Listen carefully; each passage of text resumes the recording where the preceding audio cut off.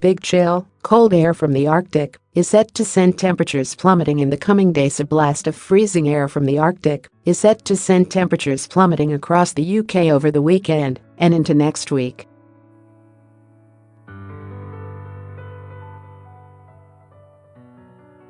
The Met Office said the bitterly cold winds are being blown towards the UK by the remnants of Storm Aileen.Aileen, the first named storm of the season, slammed into the UK with 75 miles per hour winds earlier this week, causing damage to buildings, flooding and travel chaos.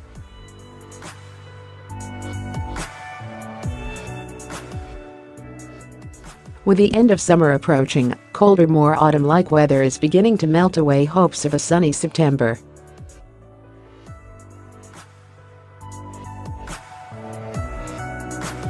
The cold spell starts after an inch of snow, the first since last winter, fell over Ben Nevis in the Scottish Highlands on Wednesday,